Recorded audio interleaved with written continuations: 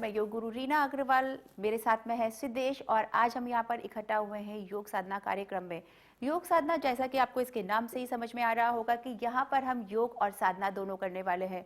योग हम में से किसी के लिए भी कोई नया शब्द नहीं है, कोई नई क्रिया नहीं है। आज की तारीख में योग हर घर में हर कोई जानता है। जानते हम सभी हैं कि योग क्या है और समझते भी हम सभी हैं कि योग क्यों करना है। लेकिन जानने और समझने के बाद भी क्या हम में से योग को हर कोई अपने जीवन में अपना पाया है? शायद नहीं। और इसीलिए आपके सामने ये कार्यक्रम लेकर के हम उपस्थित हुए हैं, योग साधना, ताकि इस कार्यक्रम को देख करके, समझ करके आप योग को अपने जीवन में अच्छे से उतार पाएं, अपना पाएं और अपने जीवन को सफल बना पाएं। अब जानना जरूरी ये होता है कि योग क्या है और हमें क्यों करना चाहिए। योग क्या है? योग का मतलब होता है जुड़ना। सवाल ये उठता है किसका किसके साथ में जुड़ना। हमारी शारीरिक, मानसिक और भावनात्मक क्रियाओं को आपस में जोड़ना योग कहलाता है। योग एक ऐसा जीवन विज्ञान है जहां पर मानव में पूर्ण तरीके से मानवता विकसित की जा सकती है। किसी का कैरेक्टर चेंज किया जा सकता है, पर्सनालिटी चेंज की जा सकती है, विचार चेंज किए जा सकते हैं।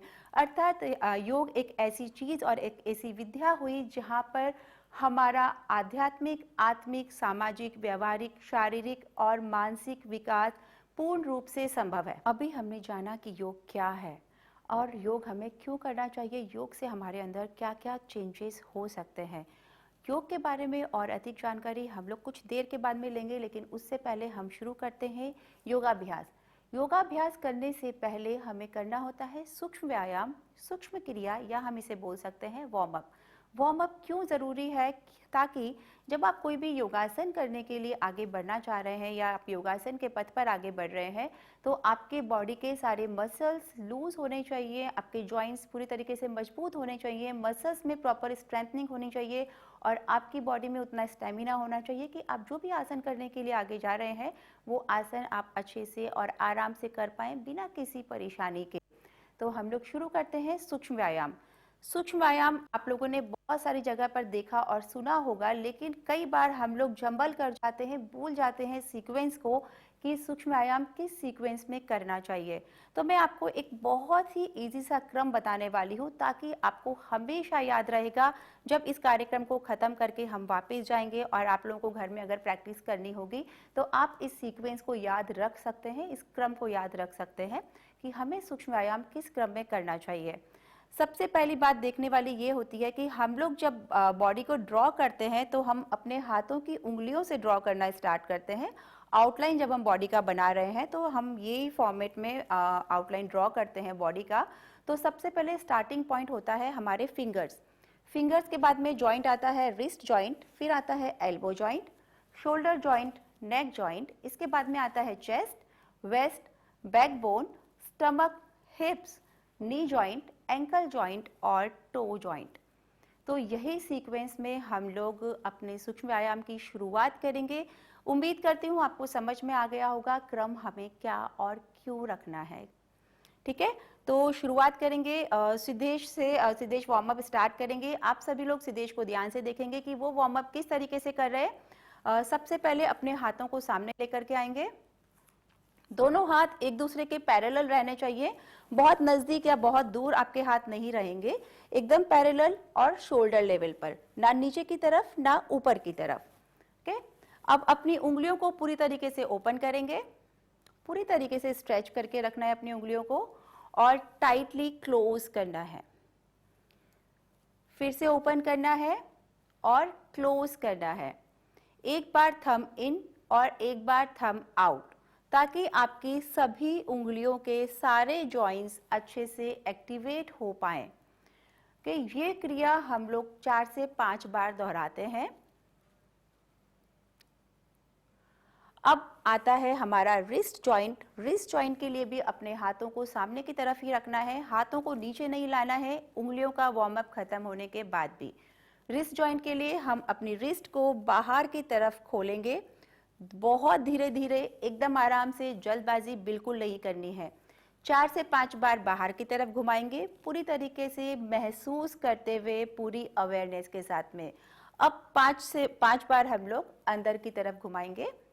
1 2 3 4 5। अब हम लोग आते हैं एल्बो जॉइंट पर। एल्बो जॉइंट के लिए अपने हाथों को वही कंधे की सीध में एक दूसरे के पैरेलल रखना है और अब हम फोल्ड करेंगे अपने हाथों को एल्बो से और अपने कंधे के ऊपर टच करेंगे। हाथ अभी भी जमीन के समानांतर रहने चाहिए, कोहनियां एक दूसरे के पास नहीं होनी चाहिए या दूर नहीं होनी चाहिए। हाथ एक दूसरे के समानांतर और जमीन के समानांतर रहेंगे। फिर से ओपन करेंगे, क्लोज, ओपन, क्लोज। ये क्रिया भी हम लोग 4 से 5 बार दोहराएंगे। Open, close. अभी हम लोग आते हैं शोल्डर जॉइंट पर।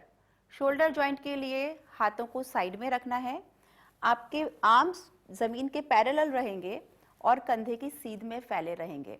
अब हम लोग शोल्डर रोटेशन करेंगे और इस रोटेशन से आपके शोल्डर मजबूत होते हैं, आपको स्ट्रेंथ मिलता है आगे के काफ़ी सारे आसन्स करने के लिए, क्योंकि हाथों का आपके आसन्स में बहुत इंपॉर्टेंट रोल होता है। चलिए अब हम शोल्डर रोटेशन स्टार्ट करते हैं। अपने हाथों को आगे की तरफ घुमाने के लिए कोहनियां टच होनी चाहिए और हाथ पूरा ऊपर तक घूमना चाहिए। सिर के ऊपर तक घुमाएंगे कोहनियों को आपस में टच करते हुए 4 से 5 बार इस दिशा में घुमाते हुए। अब हम उल्टी दिशा में हाथों को घुमाना शुरू करेंगे। इस में घुमाते हुए आपको ध्यान रखना है कि आपकी कोहनियां एक दूसरे को टच होनी चाहिए। जितना कोहनी टच होगी उतना स्ट्रेचिंग और स्ट्रेंथनिंग बढ़ेगा आपके शोल्डर्स का। सिर के पूरे ऊपर तक घुमाइए और कोहनियों को टच करने की कोशिश कीजिए। ये हो गया 4 से 5 बार आपका शोल्डर मूवमेंट। और अब हम आते हैं नेक मूवमेंट पर। नेक मूवमेंट सबसे इम्पॉर्टेंट कि बहुत ही स्लो हमको करना है, क्योंकि नेक कहने को हमारा पूरा भार उठा के रखता है सिर का, लेकिन फिर भी बहुत डेलिकेट पार्ट होता है, बहुत संभाल के हमें इसको करना चाहिए। और जिसको वर्टाइगो का प्रॉब्लम है उसे नेक मूवमेंट किसी भी टीचर या एक्सपर्ट के संरक्षण में करना है, अदरवाइज वो नेक मूवमेंट्स को प्लीज़ अवॉइड करें, क्योंकि चक्कर आकर के आपकी तबीयत खराब होने का थोड़ा सा डर रहता है। ओके, तो चलिए आगे बढ़ते हैं नेक मूवमेंट्स पर। सबसे पहले अपने हाथों को नॉर्मल नीचे की तरफ रखना है और सांस भरते हुए गर्दन को ऊपर उठाना है। धीरे से सांस छोड़ते हुए गर्दन नीचे लाएंगे, सांस भरते हुए ऊपर, सांस छोड़ते हुए नीचे, सांस भरते हुए ऊपर और सांस छोड़ते हुए नीचे। अब आप सेंटर में आ जाएंगे।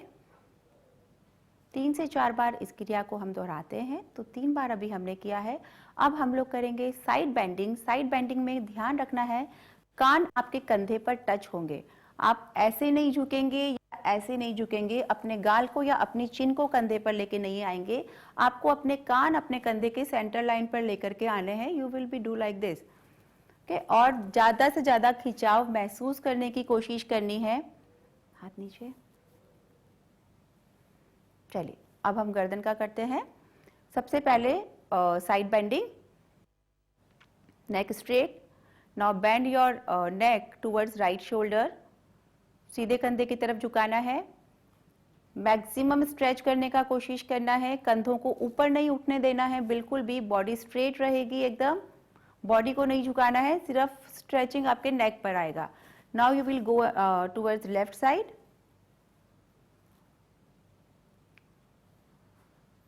Right, left, right, left. Now come in center and we will go for twisting. Twisting for neck, not for waist. Okay. So now we are doing twisting position for our neck. Twisting से आपके neck muscles और भी ज़्यादा strong होंगे, लचीलापन बढ़ेगा आपकी गर्दन में और movement करने में आपको आसानी होगी। तो सबसे पहले सेंटर में अपने चेस्ट को सेंटर में रखेंगे, गर्दन को एकदम सीधा रखेंगे और धीरे धीरे अपने गर्दन को सीधे हाथ की तरफ पीछे की ओर घुमाने की कोशिश करेंगे और पीछे की दीवार को जितना ज़्यादा मुड़ करके देख सकते हैं, बॉडी को स्ट्रेट रखते हुए। बॉडी बैंड नहीं करनी है, your body should be straight only. सिर्फ आप गर्दन को पीछे की तरफ घुमाएंगे, जैसे कि आप सिद्धेश को देख सकते हैं। अब वो अपनी गर्दन को लेफ्ट साइड तरफ से पीछे की ओर घुमाएंगे, राइट। बहुत आराम से, बहुत स्लो मूवमेंट होने चाहिए, क्योंकि आप योग कर रहे हो, एक्सरसाइज नहीं कर रहे हो। बहुत ज़्यादा ध्यान देने वाली बात होती है, योग आपको बहुत स्लो पैटर्न में करना होता है। Left, right, left, come in centre. Now we will do complete rotation of our neck. अब हम लोग पूर्ण रूप से अपनी गर्दन को घुमाएंगे। सबसे पहले सांस भरते हुए गर्दन को ऊपर उठाना है और सांस छोड़ते हुए पूरी गर्दन को गोल घुमाना है अपने नेक पर। एकदम धीरे से, एकदम आराम से, जल्दबाजी बिल्कुल नहीं करनी है। 3 बार सर्कल पूरा होने के बाद में अब हम लोग रिवर्स डायरेक्शन में घुमाएंगे इसे।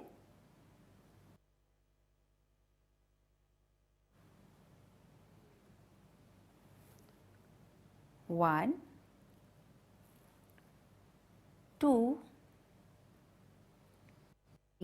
बार बार बोल रही हूँ, हर मूवमेंट आपको बहुत धीरे और बहुत शांति से करना है। Now come in centre. अब आप लोग शायद सोच रहे होंगे मैं आपको बार बार क्यों बोल रही हूँ कि धीरे करना है। हम लोग फास्ट भी तो कर सकते हैं, वही बॉडी मूवमेंट होने वाला है, वही बॉडी पार्ट्स काम में आने वाले हैं और वही रिजल्ट हमको मिलने वाला है। बिल्कुल नहीं, अगर आपने जल्दी किया तो आपको वो रिजल्ट नहीं मिलेगा जो स्लो मूवमेंट में होता है। एक छोटा सा एग्जाम्पल देकर के आपको समझाती हूँ कि जब हम कोई भी काम करते हैं, आप में से शायद बहुत से लोगों को मालूम होगा कि आपका बॉडी के इंटरनल ऑर्गन्स को कमांड करता है या एक्सटर्नल ऑर्गन्स को कमांड करता है आपका ब्रेन। अगर आपने फास्ट मूवमेंट करके वो मूवमेंट खत्म कर दिया, वो आसन खत्म कर दिया, आपके ब्रेन को टाइम ही नहीं मिलता है आपके इंटरनल ऑर्गन्स या इंटरनल पार्ट्स को कमांड करने का कि बॉडी को अब इस मूवमेंट के लिए रिएक्ट कैसे करना है। तो जब तक अगर आपके ब्रेन के कमांड आपके इंटरनल ऑर्गन्स या इंटरनल पार्ट्स को नहीं मिलेंगे तो आप सोचिए कि आपको रिजल्ट उतना कैसे मिलेगा जो रिजल्ट आपको चाहिए। कोशिश करिए योग को बहुत धीरे, सावधानी से और आराम से कीजिए, पूरे कंसंट्रेशन और पूरी अवेयरनेस के साथ में। उम्मीद करती हूँ आपको शायद मेरी बात समझ में आ रही होगी और आप योग को इसी तरीके से अपने जीवन में अपनाने की कोशिश करेंगे। चलिए अब हम एक छोटा सा ब्रेक लेते हैं और मिलते हैं ब्रेक के बाद आगे की कुछ और जानकारी और सूक्ष्म व्यायाम के साथ में। तब तक के लिए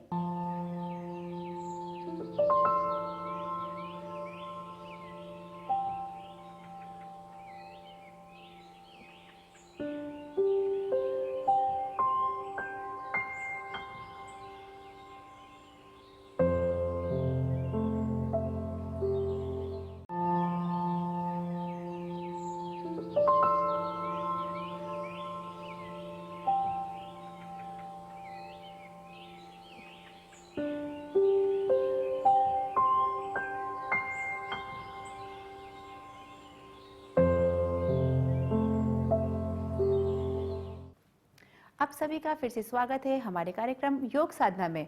तो अब हम योग साधना की इस सीरीज में आगे बढ़ते हैं कुछ और सूक्ष्म व्यायाम के साथ में, योगा के कुछ और नए तथ्यों के साथ में। जैसे जैसे कि आपने अभी तक देखा, हम लोग आगे बढ़े हैं उंगली, रिस्ट, एल्बो, शोल्डर जॉइंट और नेक के साथ में। अब हम करेंगे चेस्ट के लिए सूक्ष्म व्यायाम। चेस्ट मीन्स सीना। अब आगे बढ़ते हैं। सबसे पहले अपने हाथों को सीधा करेंगे, दोनों हाथ एक दूसरे के पैरेलल और जमीन के समानांतर रहेंगे। हाथ नीचे या ऊपर की तरफ नहीं जाएंगे, एकदम जमीन के समानांतर, शोल्डर लेवल पर आपके हाथ रहने चाहिए। पाम की फेसिंग एक दूसरे की तरफ रहेगी, ऐसे या ऐसे या ऐसे नहीं करनी है, पाम्स एक दूसरे के आमने सामने रहेंगे। अब धीरे धीरे सांस भरते हुए आप अपने हाथों को खोलेंगे और पैरों में टोस के ऊपर आएंगे। सांस छोड़ते हुए पैरों को नीचे लाएंगे और हाथों को आगे की तरफ लाएंगे। सांस भरते हुए वापस से हाथ खोलेंगे और पैरों के ऊपर आएंगे, टोस के ऊपर, और सांस छोड़ते हुए नीचे जाएंगे। सांस भरते हुए ऊपर और सांस छोड़ते हुए नीचे। धीरे से हाथों को नीचे ले लेंगे। ये क्रिया हमको 4 से 5 बार दोहरानी है। अब आगे बढ़ते हैं। आगे का पार्ट आता है हमारा वेस्ट और बैकबोन। बैकबोन के लिए करने के लिए सबसे पहले हम लोग करते हैं बैकवर्ड बेंडिंग। बैकवर्ड बेंडिंग में दोनों हाथों को ऊपर उठाएंगे, एक दूसरे के साथ में रखेंगे, कानों को पैक करेंगे, हाथों को ऊपर की ओर खींचेंगे और धीरे धीरे अपनी बॉडी को पीछे की तरफ लेकर के जाएंगे, बैंड करेंगे लोअर बैक से। आपके कान हाथों से पैक होने चाहिए, वहां पर कोई डिस्टरबेंस नहीं आना चाहिए, कान और आर्म्स के बीच में गैप नहीं होना चाहिए। धीरे से ऊपर आ जाएंगे, हाथों को नीचे करेंगे, एक बार फिर से हाथों को धीरे से ऊपर उठाइए, सांस भरते हुए। अब बैकवर्ड बेंडिंग कीजिए, लोअर बैक से ध्यान रखिए, लोअर बैक से झुकना है, गर्दन को पीछे ड्रॉप नहीं करना है, आपके कान आपके आर्म से पैक रहने चाहिए। धीरे से ऊपर आइए, हाथों को रिलीज करिए, सांस को छोड़ते हुए। Now will come on forward bending. Okay, तो फॉरवर्ड बेंडिंग करने के लिए भी हमें हाथ सबसे पहले ऊपर उठाना है, एक दूसरे के पैरेलल रहेंगे, कानों को पैक करना है, हाथों को ऊपर की ओर खींचना है। धीरे धीरे अपने शरीर को आगे की ओर झुकाएंगे, सांस छोड़ते हुए। अब अपने हाथों से अपने पैरों को छूने की कोशिश करेंगे, बट अगर नीचे तक नहीं छू पा रहे हैं तो जर्क्स नहीं देंगे। नीज आपके लॉक रहने चाहिए, नीज को बेंड नहीं करेंगे और पूरी तरीके से झुके रहेंगे। जितना देर आप कंफर्टेबली झुक सकते हैं, एक्सर्शन नहीं करना है, सांसों को रोकना नहीं है। झुकी हुई पोजीशन में आपकी सांसें कंटिन्यू रहनी चाहिए, लगातार इनहेलेशन और एक्सहेलेशन। लेकिन जब आप ऊपर आ रहे हैं तो आप सांस भरते हुए ऊपर आएंगे। धीरे धीरे अपने हाथों को सामने की ओर उठाते हुए ऊपर लेकर के आएंगे, सांस भरते हुए और सांस छोड़ते हुए हाथों को नीचे करेंगे। फॉरवर्ड बेंडिंग जो हम लोग कर रहे हैं उसे अगर हम आसन का नाम देंगे तो वो आसन है हस्तपादोत्तानासन। और इसे वापस से हम लोग दोहराते हैं कि हमने किस तरीके से इस आसन को किया है। सबसे पहले दोनों हाथों को ऊपर उठाएंगे, सांस भरते हुए। अब सांस अपने कानों को पैक करेंगे और हाथों को ऊपर की ओर खींच करके रखेंगे। पूरे शरीर में अच्छे से खिंचाव आने के बाद में अपने शरीर को धीरे धीरे आगे की ओर लेकर के जाएंगे, झुकाएंगे आगे और अपने हाथों से अपने पैरों को छूने की कोशिश करेंगे। अगर नहीं छू पा रहे हैं तो जर्क्स नहीं देंगे, नीज को बेंड नहीं करेंगे, आपके नीज लॉक होने चाहिए।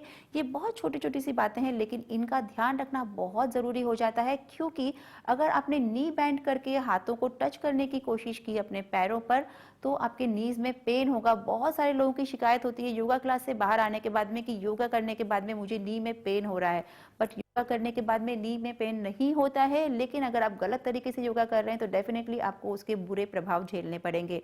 धीरे धीरे सांस भरते हुए ऊपर आएंगे और अब एकदम आराम से हाथों को नीचे करेंगे।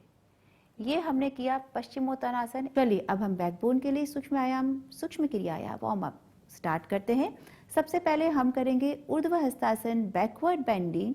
ऊर्ध्व हस्तासन करने के लिए सबसे पहले आपको सीधा खड़ा होना है मैट पर। पैरों के बीच में 3 से 4 इंच का गैप आप रख सकते हैं, क्योंकि आपको बैलेंस मेंटेन करने में इजी होगा। अब आपको दोनों हाथ साथ में ऊपर उठाने हैं, सांस भरते हुए।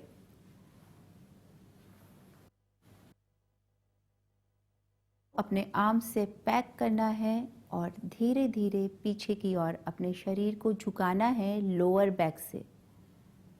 कमर के निचले हिस्से से आप शरीर को पीछे की ओर झुकाएंगे, आपके आर्म्स आपके कानों को पैक करके रखेंगे।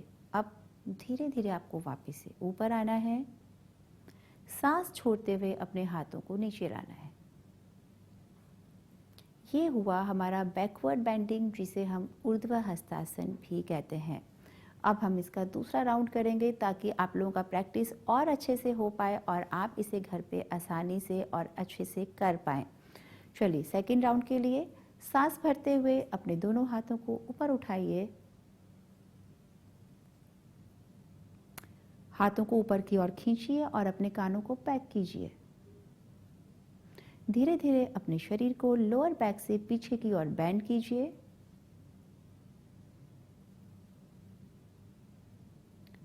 धीरे से ऊपर आइए और सांस छोड़ते हुए अपने हाथों को नीचे कीजिए। तीसरा राउंड वापस से करना है ताकि आपकी प्रैक्टिस में कोई कमी नहीं रह जाए, आपको भूलने का मौका नहीं मिलेगा, घर पे आपको याद नहीं करना पड़ेगा बहुत ज़्यादा स्ट्रेस दे करके अपने ब्रेन को। चलिए तीसरा राउंड और एक बार। सांस भरते हुए अपने हाथों को ऊपर उठाइए, एकदम आराम से, एकदम धीरे, पूरे कंसंट्रेशन और पूरी अवेयरनेस के साथ में। लोअर बैक से अपने शरीर को पीछे की ओर झुकाइए, अपने आर्म से अपने कानों को पैक रखिएगा। आपके हाथ और आपके कान अलग अलग नहीं होने चाहिए पूरे आसन के ड्यूरेशन में। धीरे से ऊपर आइए और सांस छोड़ते हुए अपने हाथों को नीचे लाइए। ऊर्ध्व hastasana means backward bending. Backward bending के बाद में अब आएंगे हम फॉरवर्ड बेंडिंग, मतलब हस्त पादोत्तान आसन पर। अब अपने दोनों हाथों को फिर से सांस भरते हुए ऊपर उठाएंगे, एकदम आराम से, डोंट गो फास्ट। धीरे धीरे सांस छोड़ते हुए अपने शरीर को आगे की ओर झुकाएंगे। आपके कान आपके आर्म से पैक होने चाहिए। 90 डिग्री झुकने के बाद में आप अपने हाथों को नीचे ड्रॉप करेंगे, अपने सिर को नीचे की ओर लेकर के आएंगे, घुटने की तरफ घुमाएंगे। घुटने मुड़े नहीं होने चाहिए, लॉक होने चाहिए और आपके हाथों से आप अपने पैरों को छूने की कोशिश करेंगे। अगर नहीं छू पा रहे हैं, अगर आपका बॉडी उतना फ्लेक्सिबल नहीं है तो जर्क्स नहीं देंगे, बार बार ऊपर नीचे आपको नहीं होना है। कोशिश कर एक बार जितना नीचे झुक पा रहे हैं उतना ही झुके रहिए, या उससे और नीचे जाने की कोशिश कीजिए, लेकिन वापस ऊपर आकर के फिर नीचे मत जाइए।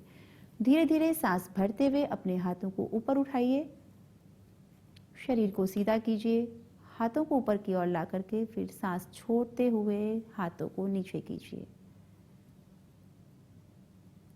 अब हम सेकंड राउंड करेंगे, क्योंकि ये आसन या ये क्रिया के भी हमें 3 से 4 राउंड करने हैं, बट हम लोग यहाँ पर करेंगे 3 बार, क्योंकि 3 बार मुझे लगता है बहुत ही सफिशिएंट टाइम पीरियड है आपको समझने के लिए और जानने के लिए कि हमें ये आसन कैसे करना है। चलिए सेकंड राउंड की ओर आगे बढ़ते हैं।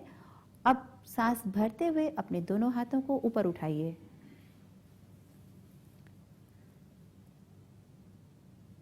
कानों को पैक कीजिए, शरीर को पूरा ऊपर की ओर खींचिए। धीरे धीरे अपने लोअर बैक से नीचे की ओर झुकिए। अपर बॉडी को जमीन के 90 डिग्री तक आने के बाद में अपने हाथों को नीचे ड्रॉप कीजिए और अपने चेहरे को, अपने फॉरहेड को भी घुटने की ओर लेके आने की कोशिश कीजिए। अपने हाथों से अपने टोस को छूने की कोशिश कीजिए। याद रहे आपके नीज लॉक होने चाहिए, घुटने टाइट होने चाहिए, लूज नहीं छोड़ेंगे। धीरे धीरे अपने हाथों को ऊपर उठाइए,